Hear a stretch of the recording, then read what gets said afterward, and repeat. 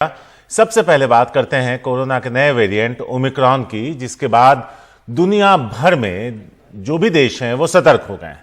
Corona के खिलाफ रणनीति और नियमों में बदलाव कर रहे हैं। अंतर्राष्ट्रीय यात्रियों के लिए भारत आने से जुड़े नियमों में बदलाव किया गया।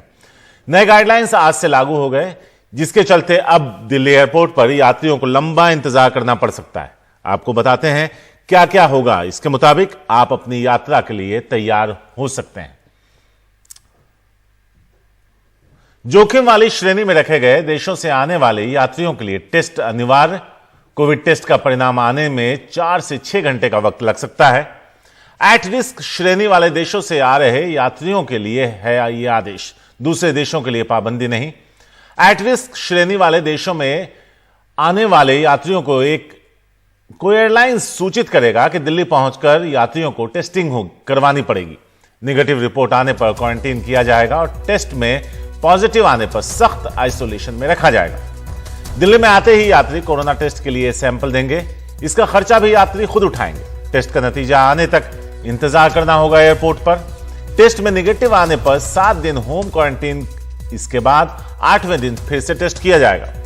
अगर टेस्ट में यात्री पॉजिटिव पाए गए तो उनका सैंपल जीनोम सीक्वेंसिंग के लिए भेजा जाएगा। ऐसे यात्रियों को एक अलग आइसोलेशन फैसिलिटी में रखा जाएगा।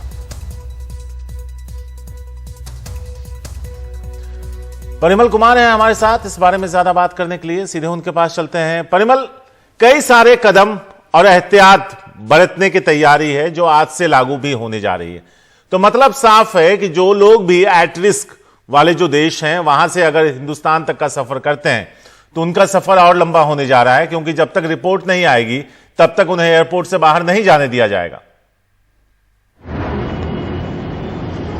निश्चित तौर पर सिर्फ एट रिस्क कंट्रीज की बात नहीं, उनमें 5% सैंपल जो है यात्रियों का रैंडमली लिया जाएगा, यानी उनका भी इंतजार लंबा होगा। और इंतजार लंबा करने के पीछे वजह यह है कि किसी तरीके से ओमिक्रॉन वेरिएंट की मौजूदगी देश में ना हो पाए, और खासतौर पे ऐसे मरीजों से जो एसिम्प्टोमेटिक हों, क्योंकि 72 घंटे पहले का RT-PCR रिपोर्ट भी उनको देना पड़ेगा, 14 दिन की ट्रैवल हिस्ट्री भी बतानी पड़ेगी। और ये एहतियातन इसलिए कदम उठाया जा रहा है कि किसी तरीके से ओमिक्रॉन वेरिएंट की मौजूदगी ना हो।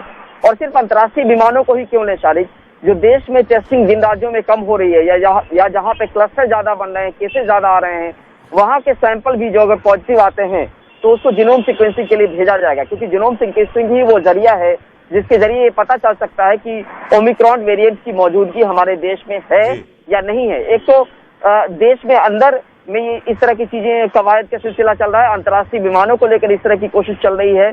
और ये नई गाइडलाइन जो है वो रात 12 बजे से लागू भी हो गई है। करीब 1013 पैसेंजर जो हैं 4 अलग अलग एट रिस्क कंट्रीज के देशों से एयरपोर्ट पहुंचे भी हैं, जो डायल ने, एयरपोर्ट अथॉरिटी ने जो ट्वीट किया है उसके मुताबिक, और उसमें बाकी तमाम लोगों के सैंपल्स लिए गए हैं। तो एक कदम जो है वो उठाया जा रहा है जरूर, लेकिन आशंकाएं अभी बरकरार हैं, और उस आशंकाओं के दम पे संभावना तलाशने की कोशिश एहतियातन जो है सरकार अपने इस स्टेप के जरिए करने की कोशिश कर रही है। परिमल, एक मैं अपना निजी अनुभव बताना चाहूंगा। 29 या 30 अक्टूबर की बात है, मैं विदेश से आ रहा था एयरपोर्ट पे, वहां RT-PCR टेस्ट कराना पड़ा, सुविधा ऐप पर अपलोड भी किया। लेकिन जब दिल्ली एयरपोर्ट पहुंचे थे तो वहां डेस्क तो लगा था, लेकिन कोई किसी को नहीं रोक रहा था, कोई किसी को पूछ नहीं रहा था। जो दिखाना चाह रहे थे अपना रिपोर्ट, सिर्फ उसे ही देखा जा रहा था। तो उस तरह की कोई हरकत फिर से ना हो इन बदली परिस्थितियों में। जो फैसले लिए गए हैं वो जमीन पर उतारे जाएं सख्ती के साथ, इस दिशा में भी कदम उठाना होगा। निश्चित तौर पर इसको लेकर इंतजाम भी किए गए हैं शारिक, और ये इंतजाम पिछले 2 दिनों से चल रहा था कि जो यात्री आएंगे, ट्रैवलर्स आएंगे विदेशों से, उनको कहां पे दिखाया जाएगा, टेस्टिंग उनकी कैसी होगी, उसकी तस्वीर भी आई थी एयरपोर्ट से। तो ये और इसको सुनिश्चित करने के मद्देनजर जो है, क्योंकि जो विदेश से जो आने वाले यात्री हैं वो अलग अलग एयरपोर्ट पे भी राज्यों में उतरते हैं, इसको लेकर भी कल केंद्रीय स्वास्थ्य सचिव ने बैठक की थी राज्यों के नुमाइंदों के साथ, और सीधे तौर पे सख्ती से हिदायत दी थी कि इन लोगों की टेस्टिंग होनी चाहिए। और 100% टेस्टिंग उन लोगों की है जो एट रिस्क कंट्री से आ रहे हैं, जिसमें 14 देश से ज्यादा देश शामिल है उस कैटेगरी में।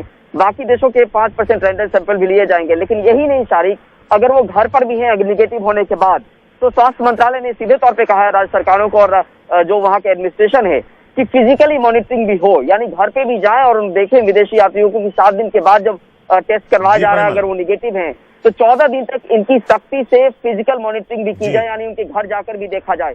तो एक एहतियातन कदम जो है वो उठाया जा रहा है। और इस बीच कई जगहों से ये भी खबर आई कि कुछ राज्यों ने इस बात की भी वकालत की कि क्यों ना अंतर्राष्ट्रीय विमान सेवाएं रोक दी जाए, क्योंकि चिंता सबकी इसी बात को लेकर है कि ओमिक्रॉन वेरिएंट की मौजूदगी न हो। अभी तक हालांकि ये बहुत डेडली की बात नहीं हुई, माइल्ड इन्फेक्शन की बात होती है इसमें, लेकिन बहुत तेजी से फैलता है। तो जो आंकड़े अभी गिरने शुरू हुए कोविड के, वो आंकड़े ना बढ़ने लगे, हॉस्पिटल इंफ्रास्ट्रक्चर पे भार न ज्यादा पड़े, इसको लेकर भी राज्य सरकारों को हिदायत दी गई कि हॉस्पिटल इंफ्रास्ट्रक्चर की ओर भी ध्यान दें। शुक्रिया परिमल, शुक्रिया इस पूरी जानकारी के लिए।